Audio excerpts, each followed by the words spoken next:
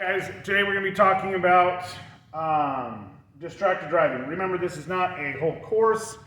This is just the idea of the different things we're going to be talking about. Now, the first one is actual distracted driving. So what does that mean? What is that? The number one thing that we've got going on right now?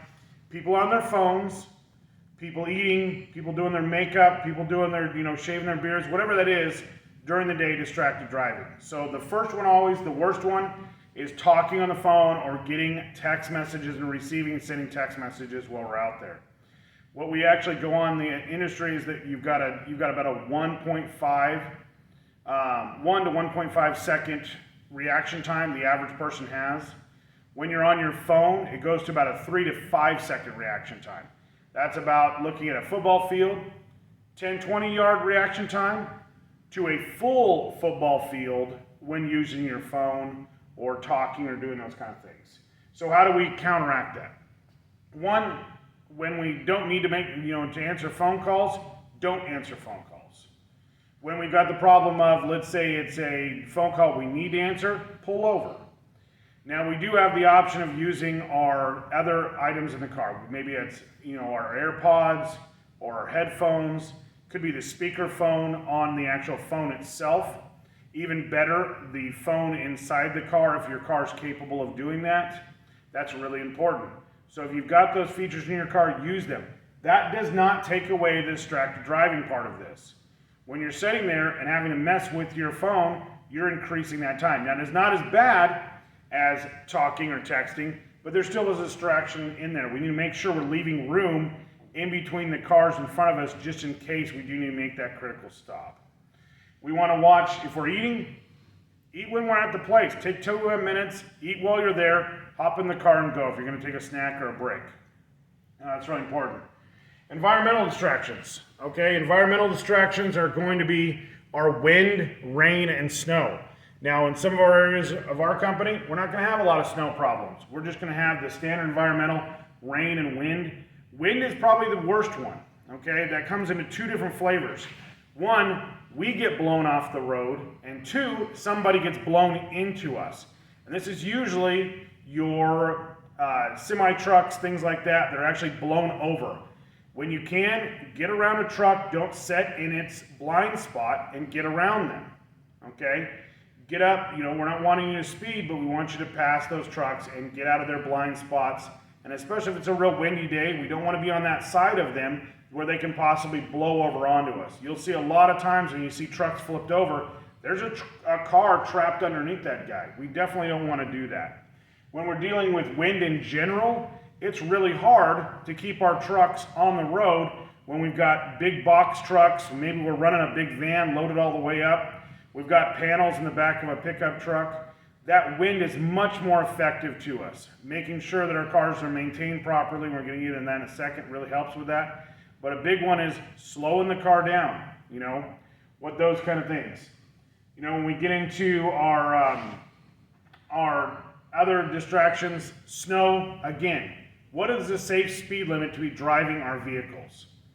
It is not the speed limit, it is the safe speed for the environment we're in.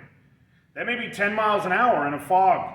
It may be, it may be on a dirt road where we cannot drive 70 miles an hour. I could care less what the speed limit says. We're not allowed to go over that. That is the speed limit, but we are not allowed to be driving down the road at 80 miles an hour in full snow.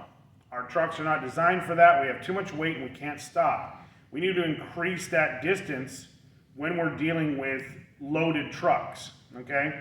Which brings us into our physical problems. So physical problems, the big one right now this time of year, 2 of them are headlights and our windshield wipers. Hopped into a car the other day, windshield wipers are all torn off. If you can't see where you're going, that's really bad. Headlights out. Headlights are something we really want to work on. We need to get those repaired. So if you got a bad headlight, come into management. Let them know what's going on. Text them. Let them know. Keep them in top. Or just stop on the way and grab a headlight bulb and pop it in yourself. You're capable of doing that. We're okay with using your debit cards for that problem or your credit card. It is. Same thing with windshield wipers. Stop. If you've got a bad windshield wiper, Stop off the side of the road, pop them on real quick. Hell, they'll put them on if you don't know how to put them on yourself. That's a really important one. Other physical problems that we might be dealing with are a big one this time of year is going to be our tires. So tire inflation is really, really important. So how do we know where to inflate our tires to? One, it is not on the side of the tire. That is the max rating that we can inflate the tire to. That is not the appropriate pressure for your vehicle. That can be found on the inside door of the driver's door. So you open the driver's door, it'll either be written on the inside of the door or on the inside of the doorway. And that will tell you cold tire pressure, which means you want to be checking it when you're at the shop, okay? And making sure that that's appropriate. Usually there's a different tire pressure for front and rear. We want to make sure we're keeping those up there. Now, we run with loads. Most of those tire pressures are based on the idea of the car being unloaded. Well, we run with loads in our trucks. So we need to start there as a guide, knowing that, okay, I know that my truck, I need to pump it up a little heavier because we usually run a little bit more tools in my van. So whatever that number is, I adjust based on the wear of the tires. Now these are done, of course, according to scale, but our first one here is an overinflated tire. Meaning that what I'm going to see is we've got our flat road on top, our tire's been overinflated, and what we're seeing is a bald tire down the center or a worn out tire down the center and good tread on both sides. This is an overinflated tire. This is a tire we need to lower the pressure down on. Make sure we're hitting that flat area here. This is an underinflated tire. This is kind of a common thing we'll see here, especially because we have lots of weight in the trucks, where we see bald on both sides or worn out on both sides and good tread down the center. This is a tire that's actually hitting the road on the two ends, but not in the center. That tire is going to have to be replaced early because it's not wearing properly.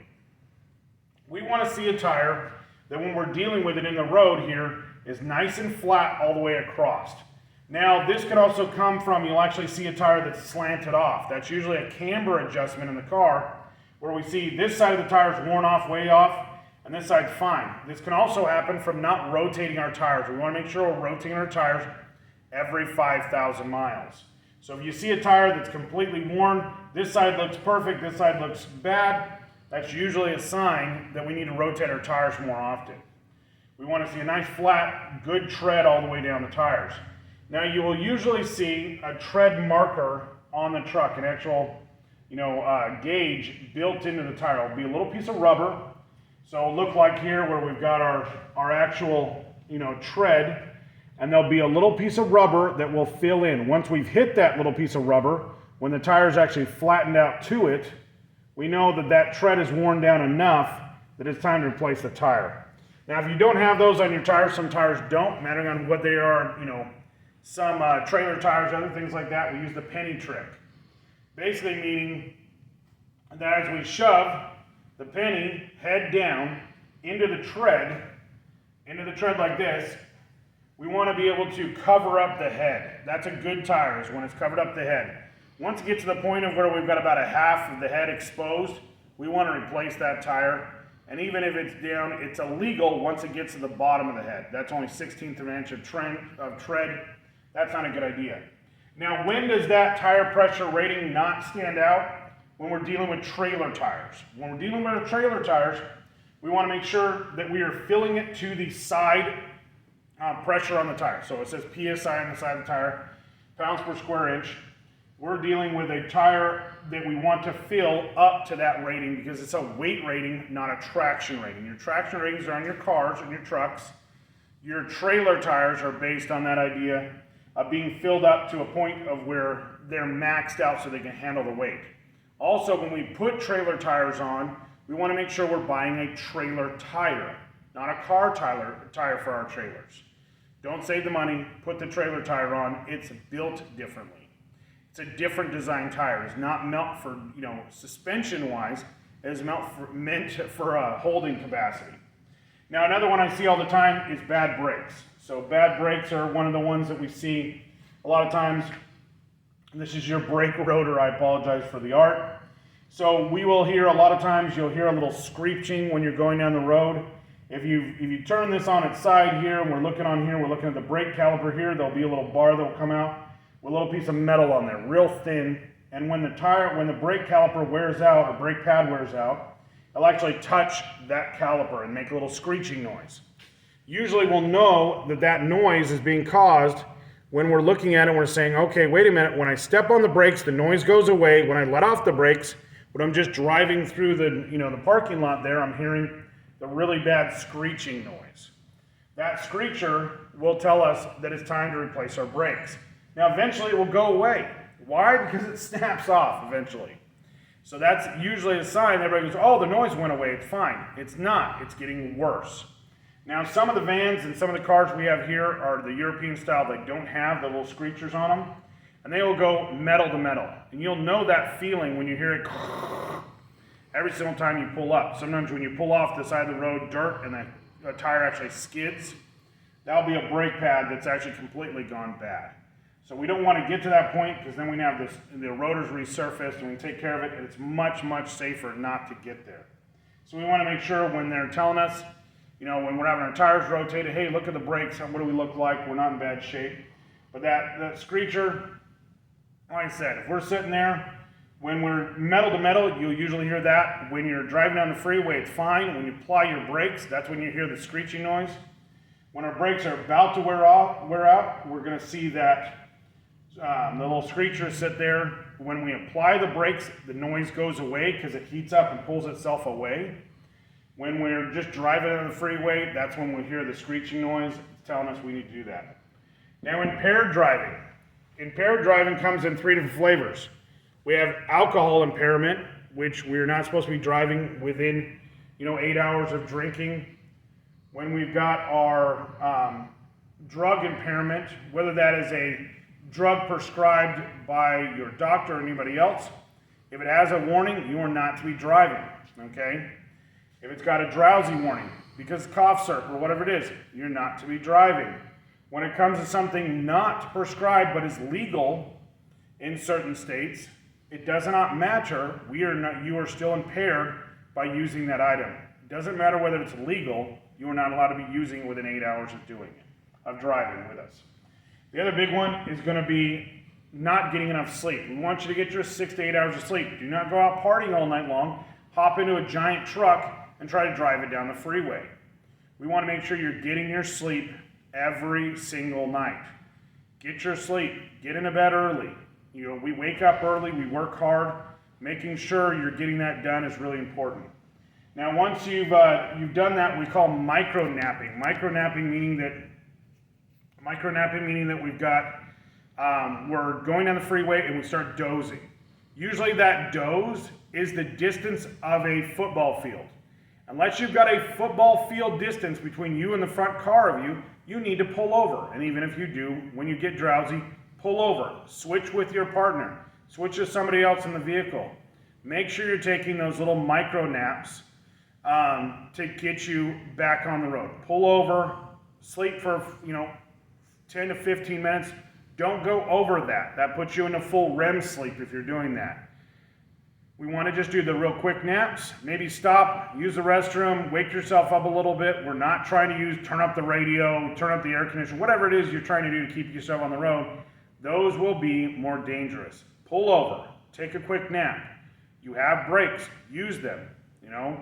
As far as switching out, tell one of the other guys, hey, I've been working all day long, I'm fried. Let somebody else drive the car. Protect your friends and yourself. Okay, guys? If you have any questions, as always, feel free to contact us. We're happy to talk about it, but make sure you're maintaining your vehicles, guys. Make sure you're doing those text messages saying, hey, look, my vehicle needs windshield wipers, needs headlights, brakes, whatever that is. Tires are wore out on the car. We're not able to catch everything. You are responsible for your safety. We're here to help you with that. As always, guys, have a great day, and we'll talk to you later.